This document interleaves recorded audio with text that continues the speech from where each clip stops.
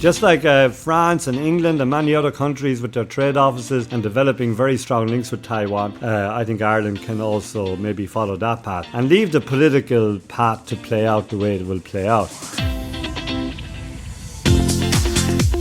Hello and welcome to Perspectives with Neilo. I'm your host, Neilo Sullivan. We're in a celebratory mood here on Perspectives with Neilo because not long ago we released our 50th episode. To our amazing listeners who have been with us since the beginning, a huge thank you for your support and encouragement. It means the world to us. If you're a new listener, welcome aboard. Hit that subscribe button and join the conversation.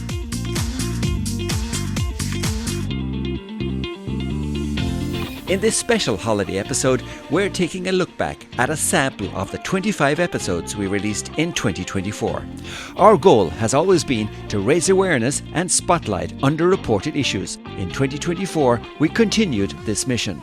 We covered elections on the front lines of democracy and also in places where perhaps voters have become a little more complacent. We've reported from the Indo-Pacific, where the grey zone tactics of an authoritarian regime are a daily occurrence, to the Baltic Sea, where hybrid warfare is increasing in frequency.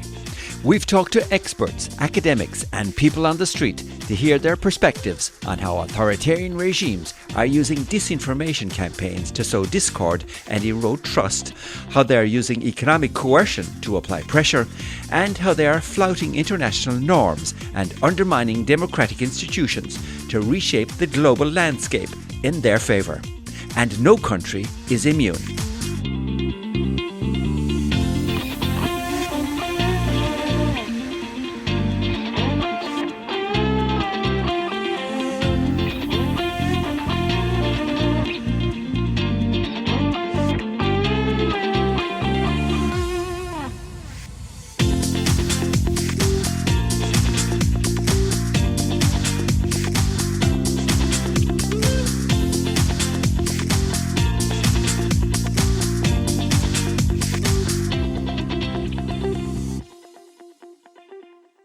The first podcast we released in 2024 was an interview with acclaimed journalist on contemporary China, Bethany Allen.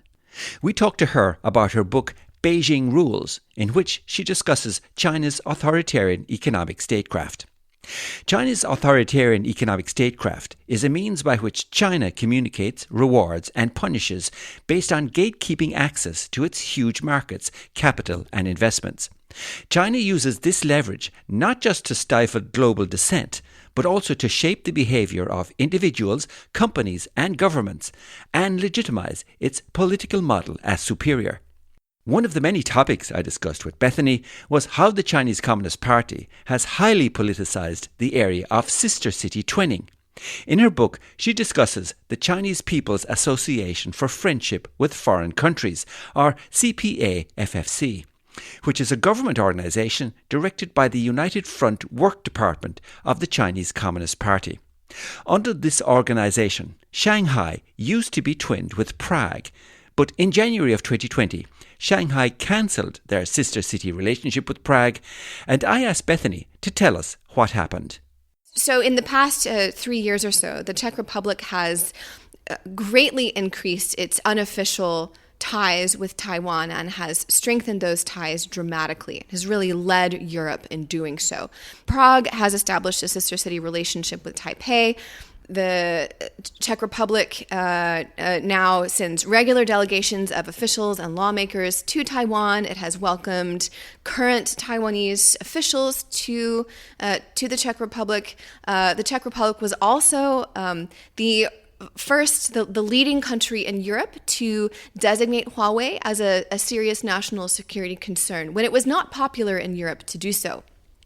So the Czech Republic really has been a thorn in Beijing's side. But to your point, sister city relationships are wonderful, and I strongly support them. And I support, countries around the world, cities around the world having those relationships with Chinese cities. I think there is almost nothing more important in the world than maintaining genuine people-to-people relationships. But what has happened is that the Chinese government is abusing those relationships, those sister-to-city relationships. You just gave the example of, retaliating against Prague for independently doing what cities have the right to do. which is their own unofficial relations with anyone else or any other group of people in the world. And that, specifically when it comes to Taiwan, we've seen that over and over again. And I lay this out in my book, numerous examples of Chinese sister cities retaliating or threatening their American counterparts because of potential or existing relationships with cities in Taiwan. And, I want to be clear that this happens because the Chinese sister cities, unlike their counterparts in the US or other democracies, are directed by a central organization in Beijing, which is under the direct oversight of the United Front Work Department, which is the Chinese Communist Party's a Chinese Communist Party office, a bureau dedicated to amplifying support for the party and marginalizing dissent for its policies. And so you have a situation in which at times Chinese sister city officials with Chinese sister city relationships are very heavily incentivized to act in this way. And this is an abuse of what sister city relationships are intended to be, which is genuine, non-political exchange between human beings, not between central governments. And I suppose if the sister city program with China is totally politicized by the CCP, we can assume the same applies to Confucius Institutes, which, according to Wikipedia, claim to be public educational and cultural promotional programs funded and arranged by the Chinese International Education Foundation, a government-organized, non-governmental organization under the Ministry of Education for the People's Republic of China. I love gongos, government organized, non-governmental organizations. That's amazing. There's a bunch of those in the UN, by the way, that try to block, real NGOs that are critical of the Chinese government's policies. Again, in theory, I love the idea of the Chinese government funding, or some people in China funding Chinese language education around the world. I love that. I loved studying Chinese. I love using it. Language study is something that many populations don't have access to at all, and the U.S. government and other governments don't sufficiently fund that, especially for underprivileged populations. However, again, same issue here. The Chinese government abuses Confucius Institutes, or abuses the idea behind them, by baking censorship into the system. So Confucius Institutes are run by China's Ministry of Education and in partnership with the local schools. And essentially the education that happens in these classrooms cannot include free discussion of Taiwan, free discussion of Tibet, free discussion of Hong Kong. It's impossible. And we also know that's one kind of problem, is the censorship that is baked in. And it is my personal opinion that that kind of censorship has no place on an American university campus. We wouldn't tolerate that from funding from other sources. We shouldn't tolerate it from the Chinese government. But there's another reason for concern, which is a little bit different, which is that there are instances of Confucius Institute staff kind of using that relationship to try to extend that censorship outside of Confucius Institute classrooms to the rest of campus, and putting pressure on university staff and officials to maybe not hold certain events on campus because it could potentially jeopardize that relationship. For example, a number of years ago, there was a university that was planning to invite the Dalai Lama to come and give a talk, and Confucius Institute Chinese staff complained to university administrators about that. I believe the talk was canceled. That's obviously clearly inappropriate. That's Bethany Allen, and you can hear our entire interview by checking out our episode called after the title of her book, Beijing Rules, which you can find at PwNeilo.com or wherever you get your podcasts. Staying with the topic of Confucius Institutes, there are 3 Chinese Confucius Institutes in Ireland at University Colleges Galway, Cork and Dublin. And this topic also came up when I spoke to Professor Alexander Dukalskis at UCD back in January. Professor Dukalskis is author of the book Making the World Safe for Dictatorship. And after Chinese Premier Li Qiang's visit to Dublin in mid-January, he was quoted on social media as saying that Ireland needed to invest in serious, independent expertise on China. I met up with him to find out more. And so there are risks of engagement. I think for a long time, not just Ireland, but Europe more generally, saw China as an economy. And that's kind of it, a place to make money, a big market, big emerging market, and didn't really understand or appreciate, perhaps, the politics, that it had politics and that it had rising ambitions.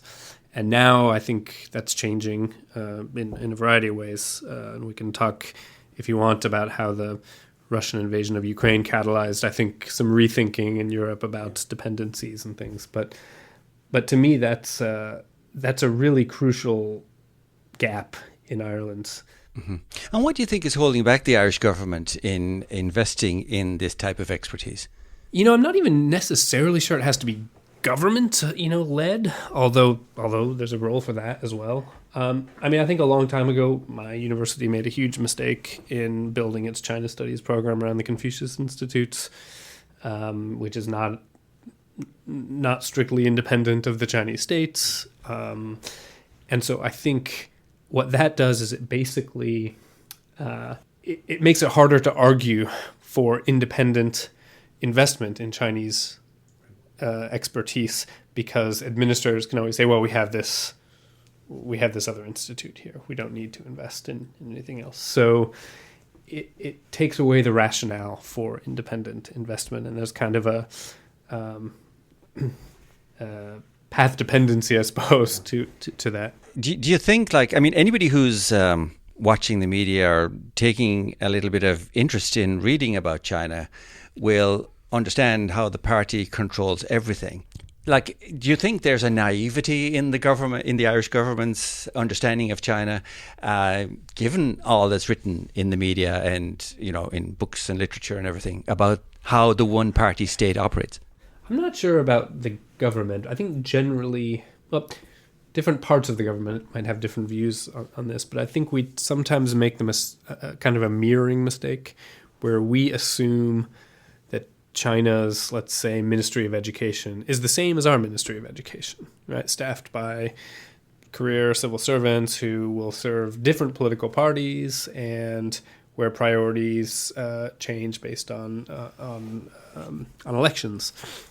And that's just not the way it works in China. I mean, it's the state is controlled by the party. And so really when you're talking to state organizations like or ministries, you really are dealing with the party. And I don't think that people appreciate that probably as much as they should or have thought through what it means, particularly in kind of the knowledge production sectors like education, right? I mean, we had the agreement to source Chinese language teachers for Irish schools, from the Chinese government, right? Which with a different government partner might be a reasonable approach, actually, because they know, they have networks to advertise and so on and so forth. But when it's a single party authoritarian state with a very firm view on certain academic issues, to me that becomes very problematic. So I don't know if it's naivete or lack of knowledge or what it is, but it's certainly there.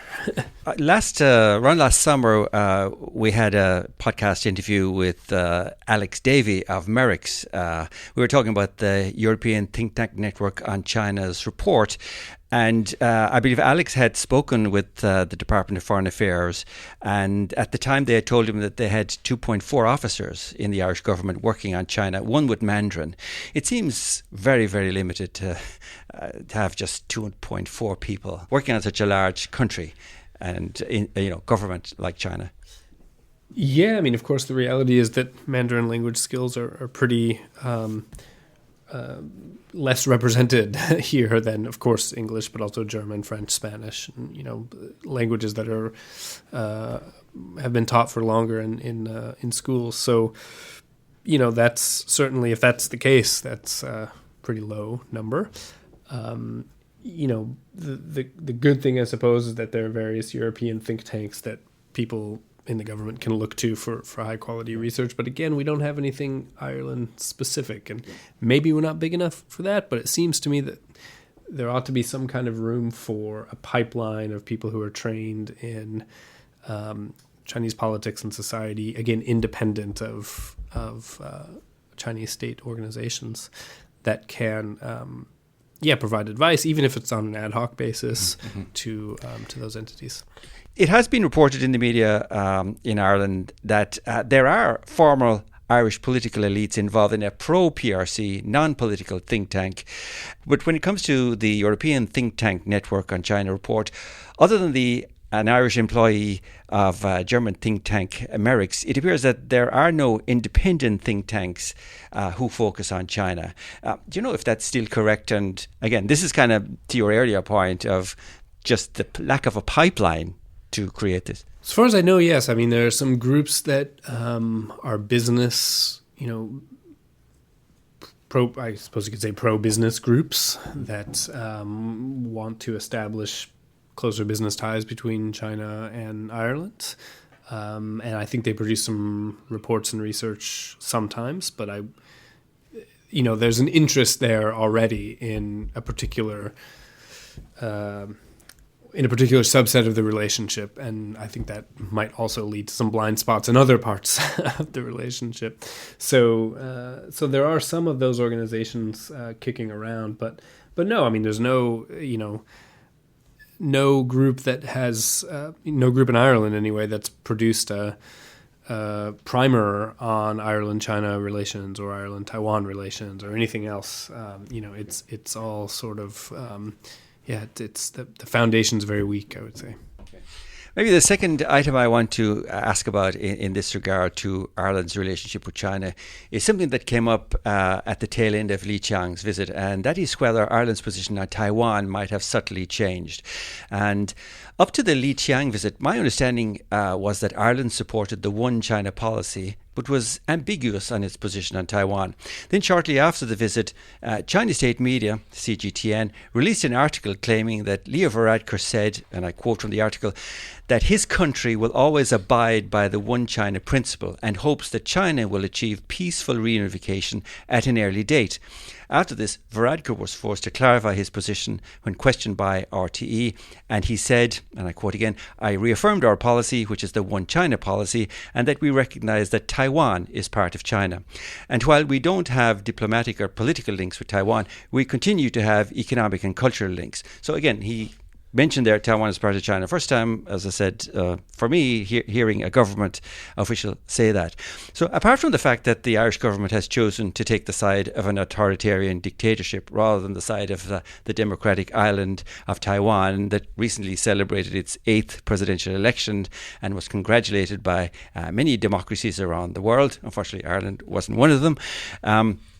Do you think that Ireland has subtly changed its position on Taiwan because maybe of potentially warming relations, or that this again is more of a lack of expertise or something else?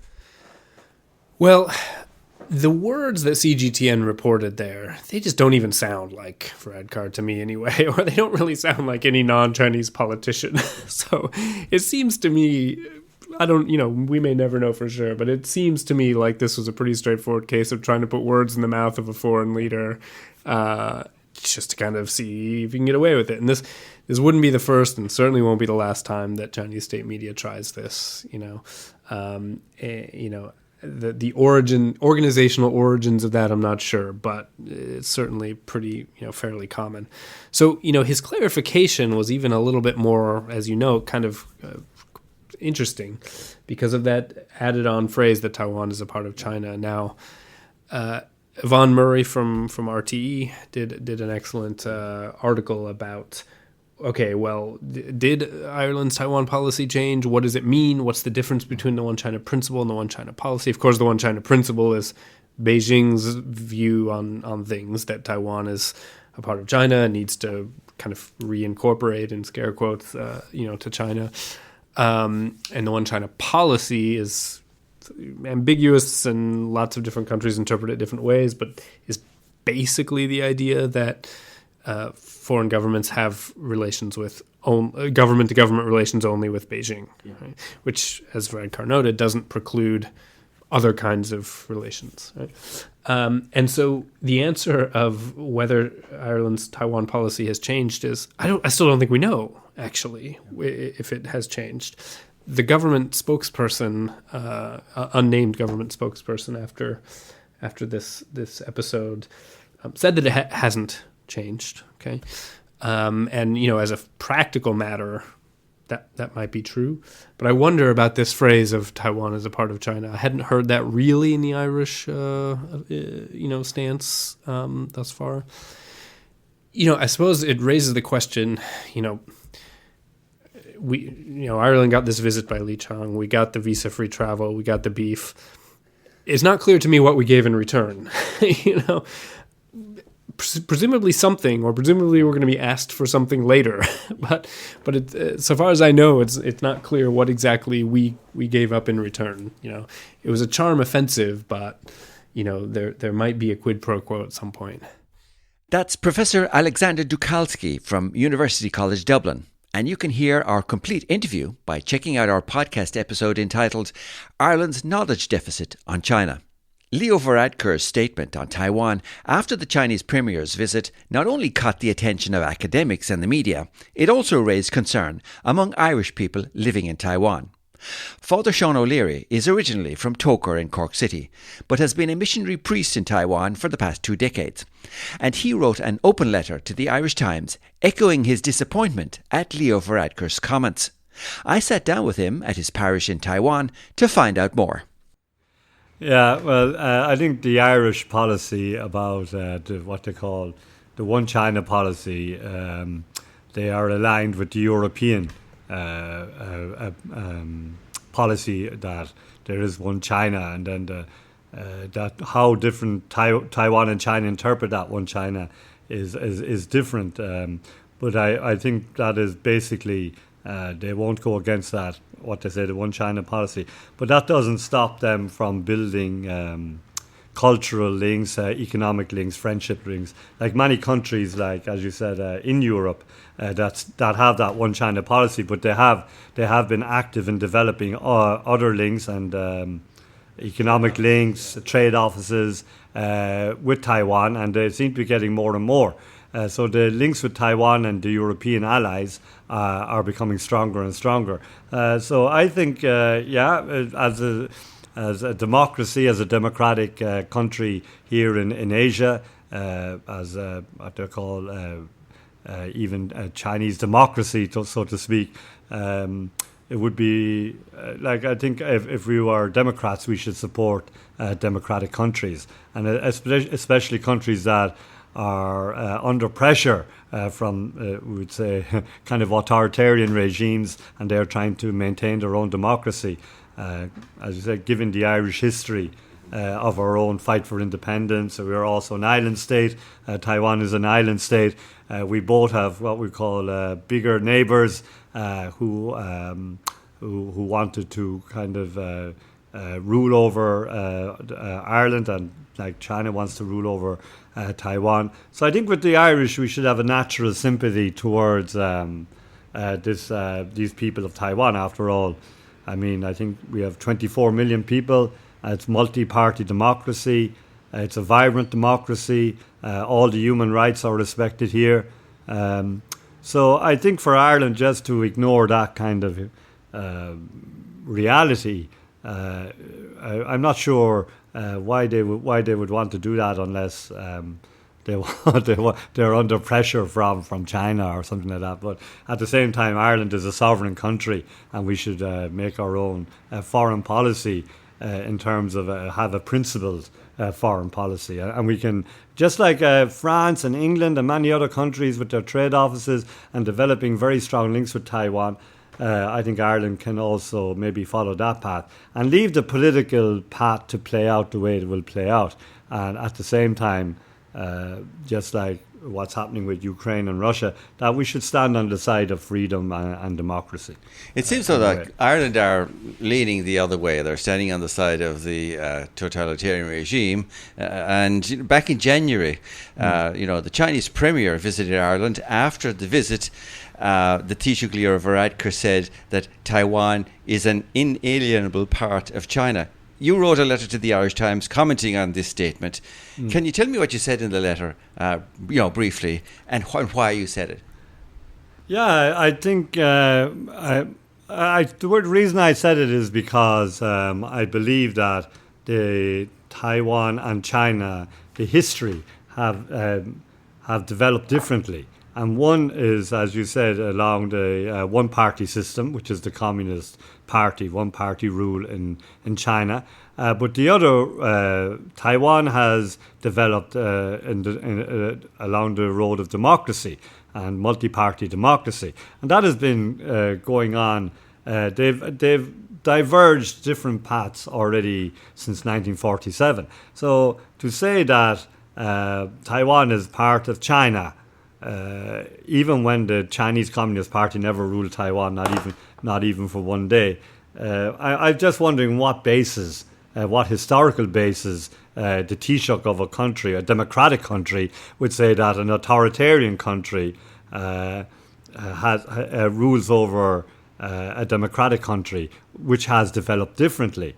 And the basis of a democracy is government of the people, for the people, by the people. So what about the rights of the Taiwanese 24 million people to decide their own path? So if you look at the history of how Taiwan democracy has developed, especially since the lifting of martial law in 1987, that is the reality. And for me to say that it is a part of China, maybe 200 years ago, but even 200 years ago, it wasn't even part of China. I mean, even the history of Taiwan, I mean, for me, there's no historical basis. There's no, and now there's also no political basis to say that Taiwan, as a multi-party democracy, with no political ties really to China in that sense, is part of China. So, I mean, if the Taoiseach of my country kind of says that Taiwan is part of China, then he needs to back it up. And so I was kind of asking him, really, give me the reasons, because for us, what are the real? I think he kind of just said it as a kind of a mouthpiece that Taiwan is part of China and that is our policy, but without really kind of taking into account the feelings of the people of Taiwan, the reality of the situation, and as a Democrat, then for me it's a kind of a bit. It was kind of contradictory as a Democrat to kind of make those claims without any kind of without backing it up. So really, I was just kind of the reason I think I wrote the letter was to maybe just to raise awareness of the different paths that Taiwan and China have travelled down, just like Ireland and England, as you said. You know, I mean, Ireland is not part of the United Kingdom. Yeah, and historically, you would think Ireland would be more sensitive to these things, given our history, wouldn't you?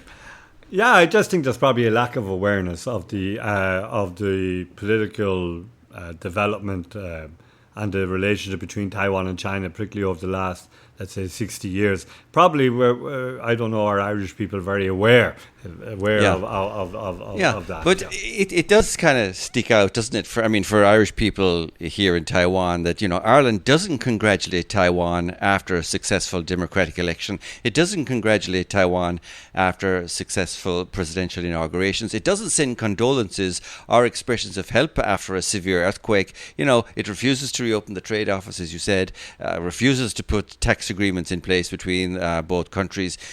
I mean, why do you think this is? You know, can China have so much influence in Ireland or with the Irish government to make Ireland ignore its core values of freedom and democracy?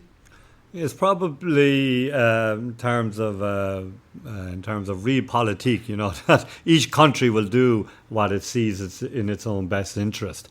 So if you're looking at in terms of the market of mainland China and the market of Taiwan, and in terms of maybe they're thinking of future trade agreements with China would be realistically speaking much more important than any kind of agreements with Taiwan, which would be much smaller country. So I think maybe they're just it's kind of a narrow focus on economic development and opportunities in the future for trade agreements with China. I don't know. I mean, our politics supposed to be very principled, or is it more pragmatic, or which I suppose for us we would hope that it'd be more principled stand that you be guided by. But then I suppose it's a different, the political sphere is something that it's a different kind of area. That's Father Sean O'Leary talking with me during a visit to Taiwan back in May. The podcast episode featuring the full-length interview is entitled The Shepherd of Dongshi, and like all our episodes, it's available at PwNeilo.com or wherever you get your podcasts. And so, from one Corkman to another, Billy Kelleher of Fianna Fáil ran for re-election as an Ireland South MEP and member of the Renew Group in the EU elections in early June. He was successfully re-elected. During his campaign, we sat down with him for an interview. And one of the topics we talked about was, as mentioned in the interview with Father Sean O'Leary, why Ireland, unlike many of our EU partners, does not have a trade office in Taiwan. So Europe as a whole has a very strong trade relationship with Taiwan, which it calls a like-minded partner or a like-minded country. In fact, High Commissioner Joseph Borrell has been very supportive of the EU doing business with Taiwan, and the EU have a trade office in Taipei, and around 15 EU states have a strong presence in that office, but not Ireland. Taiwan is the world leader in semiconductor production, a leader in offshore wind and many other technologies and industries. You previously served as Minister of State for Trade and Commerce from 2009 to 2011. Why doesn't Ireland have a trade office in Taiwan like so many of our European counterparts? Yeah, well, look, I think there's a lot of duplicity and, hypocrisy being truthful in this whole issue around Taiwan and China. I mean, most countries will recognise China first. They are, having diplomatic relationships with China. The one China policy is one that's recognised by most countries, and what I want to see is to ensure that Taiwan isn't threatened, isn't invaded, but at the same time, if you have full economic or diplomatic ties with Taiwan, and if you recognise Taiwan, well, then you don't have diplomatic relations with China. That is the fact. So you can't have an embassy in Taipei and another embassy in Beijing. You might have a representative, but they're certainly not embassies. Well, this question is about a trade office, which is not an official diplomatic. But I mean, trade and diplomacy are but separate. 15 other EU states have trade offices in Taipei. Yes, they have trade offices. That's all. So that's my question to you. Ireland doesn't have one. Ireland doesn't have a trade office, but we do trade, and we have had visits to Taipei from members of the Irish Parliament. But in terms of diplomatic relations, let's be very honest. Yes. My question isn't about diplomatic relations. Yes. It's about the trade office. Yeah, well, look, I mean... let's look at another aspect of this. Last year, under the EU Chips Act, Germany secured a deal with Taiwan chipmaker, TSMC, to build a multi-billion euro manufacturing plant in Dresden. Countries like Lithuania and the Czech Republic have announced similar research and development partnerships with Taiwan. I've spoken with Danish representatives who are partnering with Taiwan on offshore wind technology. Do you think Ireland is losing out by not having a trade office in Taiwan? Well, I mean, Irish companies trade with Taiwan every day of the week. So, I mean, you could argue that should Ireland have a trade office footprint in Taipei? Yeah, that's a reasonable proposition. But I mean, let's be very honest. I mean, the bigger issue of Beijing versus Taipei, as long as you keep it in a trade office, that's fine. But the point I was making earlier on at the start of this was that there is a lot of hypocrisy and duplicity when it comes to Taipei and China. I'd like to see that resolved. But in the meantime, I think we should keep trade open to both Taipei and to Beijing. That has been my view for a long period of time. So sorry to put you on the spot, but what would your position be as an MEP if you're re-elected? Would you support Ireland having a presence in the EU trade office in Taiwan, or reopening our Irish trade office in Taipei? Yes, I mean, from a trade perspective, no difficulty, obviously, because I see that as a part and parcel of international trade. The issue is whether you go beyond that, and no country is recommending that they will go beyond that. So lots of countries have trade offices. We have links with Taipei. Irish members of Parliament have been over to Taipei. They have visited the Parliament. They have strong contacts. But at the same time, the issue is that there is a one China policy, and that is across. I'm supposed to be blunt about the trade office. These other countries that have a presence there, seems like they're getting good deals for their countries with key technology suppliers like TSMC and so on that are in Taiwan. Ireland doesn't have a physical presence there. Are we losing out, Well, I mean, we do have a very significant semiconductor presence in Ireland. I mean, we have Intel and others, we have some of the largest. We're a very strategic player when it comes to semiconductor manufacturing. I think that's part of my point. Given that we already have semiconductor technology here, we have a lot of the supply chain and everything that supports that.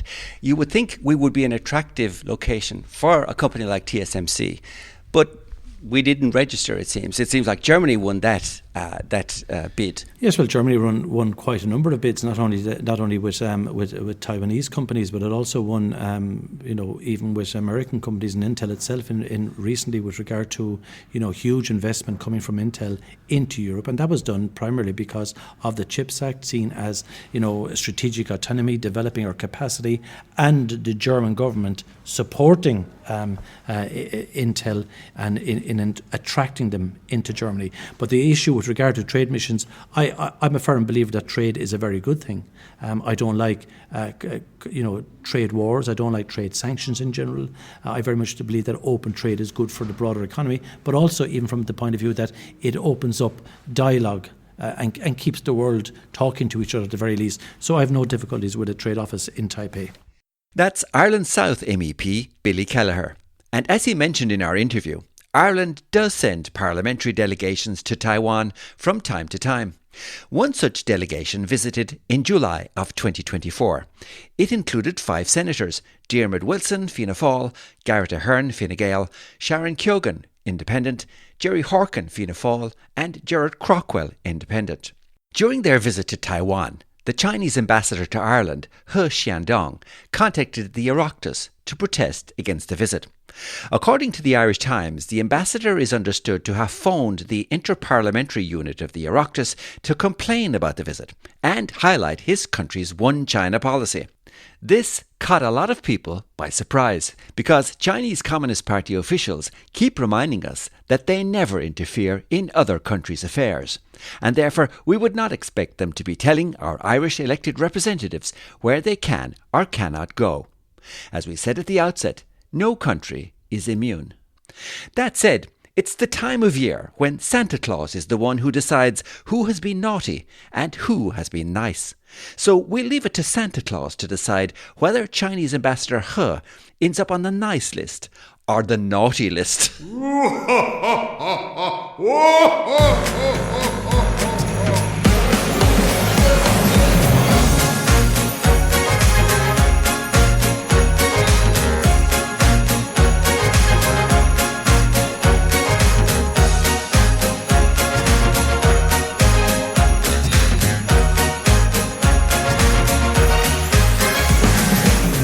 Well, I hope you enjoyed this brief look back at some of the topics we covered in 2024.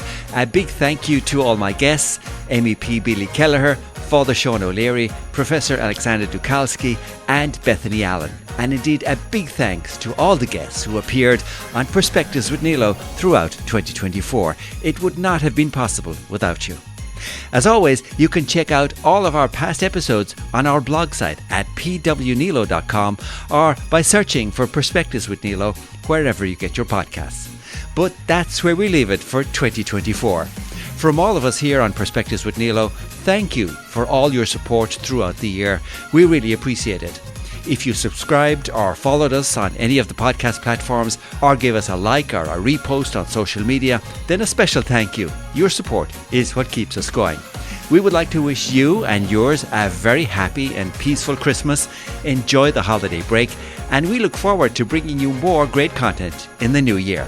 So from all of us here, Merry Christmas! Have a great Christmas and see you in the new year.